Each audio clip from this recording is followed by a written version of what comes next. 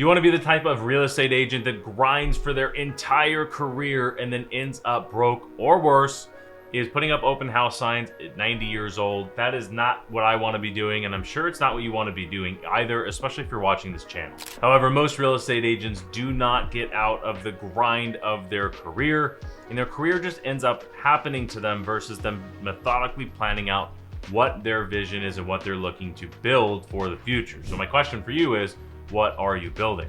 In this video, I'm going to break down the real estate agent journey as I see it. This is my personal opinion, but after talking to hundreds and probably thousands of agents at all experience levels all throughout the country, having hundreds of agents come through my team, this is what I see, and there's 7 different categories of real estate agents that we're going to break down in this video. Honestly, I am passionate about this topic. One of the major reasons you might already know of why this channel is called Start to Finish in Real Estate is because I've heard so many people talk about their successful career and they only talk about the start and the finish, and they don't talk about the tactical how-to in the middle, which is what this channel is really all about. I'm also using this channel to document my personal experience through the real estate industry.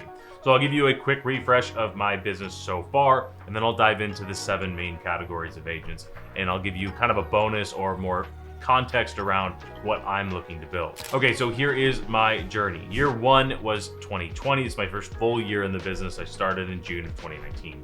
My first full year in the business, I sold about 24 homes for roughly $350,000 in GCI. My second year in the business, I did over $750,000 in GCI while I was starting to build the foundation for our team, Onyx Homes. Now, my third year, I jumped completely out of sales in order to run my company, really acting as the CEO and owner. In year 4, I bought out my business partner from the business and grew the business 30% that year. In year 5, which is this year when I'm filming this, 2024, we're breaking all the records. We have the most sales volume we've ever done in a year, the most GCI we've ever done in a year, the highest average price point. All of those different things are led to us having a 30% gain over what we did last year, which was a 30% over the year before that. And also, we had the milestone of hitting $500 million in sales and 600 closed units just in the first 5 years of the team. Now, the only reason I'm sharing this is to give you context, is the lens that I'm looking through this through is I decided early in my career that I was going for a large company. And I'm going to talk more about that when I get into the 6th and 7th different categories of real estate agents, so stay tuned for the end for that. But last week, I went into business planning with my team, and what I get reminded of every single time we do business planning with my team and agents outside of my team as well too. And what I have noticed is that most real estate agents have no direction, no vision, and no plan, and it's no wonder that their business just ends up happening to them, and they're not building something by design. So this entire video is going to be based on the agent journey from start to finish all the way through. So the first 2 categories I'm going to talk about are not the ones that you want to be in, but this might be where you're at. So number 1 is the hobby agent. This is a real estate agent that is licensed. They're not very active in the business, and they're just hoping to do a deal or 2 every once in a while. I only mention this because there's so many of these types of agents, and this is obviously somebody that's not really trying to build anything in real estate. Maybe at some point they want to get full-time. So that's number 1, is the hobby real estate agent. Number 2, which is probably the second biggest group of real estate agents, is the struggling agent. This is somebody that has no consistent lead gen, they have no consistent workflow, they have no consistency in their business at all. This is somebody that might have a good year one year, and the year after might have a really bad year. They might have a few good months, and then they might have to get a part-time job because they weren't able to consistently bring in the money. There's a lot of real estate agents here, and honestly, a lot of this channel is geared towards this real estate agent leveling up into the next level. But the struggling agent makes up a lot of the real estate base, and that is where you need to make sure that you're treating your business like a business. That's really at the end of the day. If you are a struggling real estate agent, it's probably for no other reason than a lack of consistency in getting better and training on sales, lead generation, making sure you're following proven processes. From this point forward, we get to the more successful agents. The first one that I say here is this is a really high-paying job real estate agent. Now, this is an agent who does a lot of deals. They do lead generate, they do follow up, they do all the things they're supposed to do, but they're not building a true business. they are really at a very high paying job, meaning that if they stop working, all the income stops coming in. They don't have assistants, they don't have help. They're probably micromanaging everything if they do have that, where if they go on vacation, their business totally comes to a stop. This is the agent that is always hustling and always grinding, always on the phone and texting. And honestly, this only can last really so long until there is a breaking point, usually in family life, or a person just gets burnt out. There's a lot of agents that I know that had monster years, maybe for 5-10 years at a time, and then made the adjustment into stage 4 or 5, which I'm going to talk about in a second. Now, my advice to you, if this is you as an agent in this very high paying job, is start to build systems and start to give up some control. It's going to be painful to give up control in the first place, and the person you give up the control to is probably not going to do it as good as you, and that is okay. That's what business is all about, and it's making sure that you find the person that can do it just as good as you, if not better, but you have to be able to give away control. Okay, so now we're moving into the more exciting ones, and I want to make a side point here, is these stages or categories, if you will, don't necessarily go in order. You don't have to go from a hobby agent to a struggling agent to a high paying. If you listen to the beginning of my career, I went pretty much right into a high paying job right off the bat. I was working 100 hours a week, I was having to do everything, and if I went on a vacation, all the money stopped. And I moved very quickly into category number 4, which is the Rainmaker agent.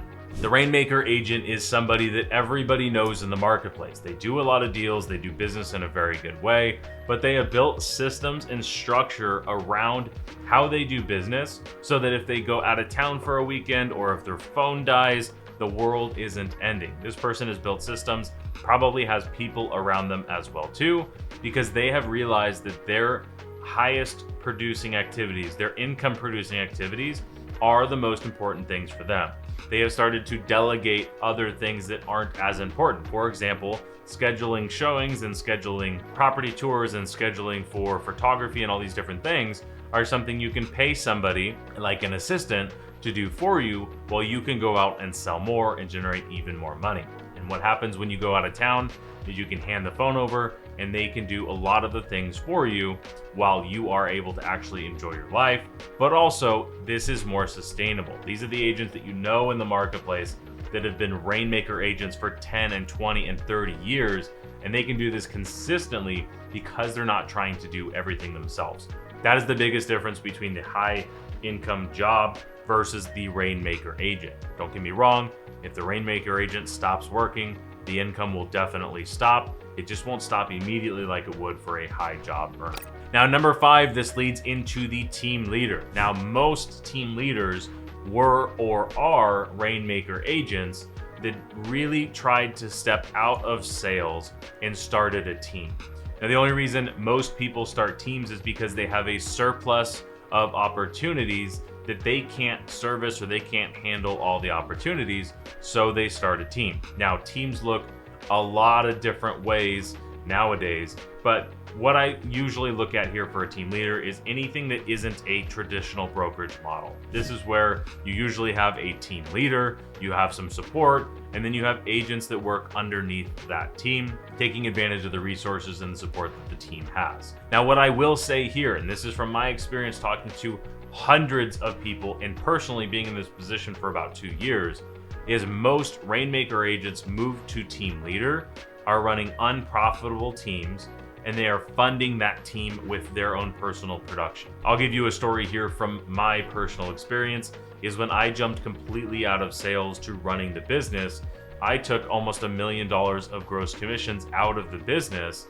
And yes, we still did most of those deals, but I was converting at a higher level than our agents were, and your operating margins go way down when you have to pay another agent to do the deal versus you doing them yourself. This is something I wish I would have understood before I completely made the shift out of in production to only selling, is my margins went way down because I had to pay other agents to do the work. And conversion rates went down because, let's be honest, you're a Rainmaker agent for a reason. My biggest advice, if you are here and if you are a team leader in this position, is to make sure that you have a financial model and a strategy that makes sense. Recently, I was talking to a group of team leaders, and their financial model did not even make sense for the amount of agents they wanted to have on their team. I'll give a really rough example. Is they wanted to run a traditional 50-50 team model, and they wanted to stop selling, but in order to replace their income, they had to have about 40 agents on their team, and they only wanted a team of 15. So the economics of the team didn't even make sense from day one, and once they realized this, they found out what they needed to change in their business, and they could start building the right team model. So if you are in this Rainmaker and team situation, you really want to make sure you're treating this like a true business moving forward, so that you can grow out of that growing pain of not being a profitable team without your production. Okay, now here forward is there's really a split in the road as I see it. Whether you're a Rainmaker agent or running a team, either of these are an option, but in my opinion, this is the end all be all. This is the finish on start to finish of where real estate agents go in their career. Number 6 is the investor agent. This is a real estate agent that has taken advantage of all the opportunities that they find. If you're out on a listing appointment and there's an ugly house that might need to be flipped, maybe you flip it. Maybe instead of just brokering the deal, you get in on the deal with the flipper and you get a piece of the pie, and then you learn the ropes and start doing it yourself. I know real estate agents that went from listing 50, 60, 70 houses a year to flipping 20 or 30 houses a year and making 5 times more money. They didn't change anything about what they did other than in saying, here, sign a listing agreement. They said, I'll buy it for you at this price. And then they became an investor. There's another way to do it where you just start buying investment properties, whether it's in your market or not, is not super important, but it's getting out of the day-to-day sales and into the using your high earning job in order to fund your investment career. And then once your investments are able to take, you don't need the income anymore, you can step out of that and move in as an investor in real estate. I see a lot of ultra successful people that never built teams, that just made a lot of money as real estate agents, invested that into real estate. Now they're real estate agents and investors. Honestly, if you don't like the idea of building a large business, I think this is absolutely the best route to go, is number 6, the investor agent. Now, if you're like me and you want to build a really big business and you have a big mission, big vision, number 7 is the business owner. Now, an investor agent can definitely be a business owner as well too. A flipping company is a company, right? Business at the end of the day is business regardless of where you're at in the real estate industry is huge. There's title companies, there's escrow companies, there's home warranty companies, there's construction, there's inspection companies. Everybody, there's a lot of different industries inside of real estate. So the business owner can wear a lot of different hats. The way that I'll explain this though is assuming you are a team leader, this is getting your company to a size where you can step out of some of the day-to-day, if not all of the day-to-day. The reality is, if you are able to replace yourself with an employee and you don't have to be involved in the day-to-day, the company still grows and it's still profitable, you have now become a business owner. Yes, you owned the business before that. For example, I'm very, very involved in the day-to-day in my company. Now, don't get me wrong, I am a business owner, but I'm also very, very involved in the day-to-day. I would say that I'm a team leader, not the business owner that I'm talking about in this context. This is the team leader that has graduated out of running their business, and they're probably owning multiple different businesses in the real estate industry. The vision for Onyx Homes is for Onyx Homes to be the core business and to have title, mortgage, escrow, insurance, flipping, developing, wholesaling, you name it, all of these different companies, and I would like to own all of those. That is my very long-term vision for my career, is to get to this number 7 category of the business owner. Now, one thing I want to share with you that I have seen as well is the route to get where you want to go the fastest is not always the best long-term. Meaning, if you build a team that is going to get you making the most money in the first year, does not mean that that same strategy is going to make you the most money 5 or 10 years from now. Making sure that you're understanding the path that you're on is incredibly important. So I hope you found this video valuable of the agent journey. If you want to comment down below where you feel like you are right now versus where you want to go, I'll drop a comment down there as well too. And like I said, number 7, the business owner path is absolutely the route that I am going. If you want to come along the ride and follow with me, go ahead and like this video and subscribe to the channel.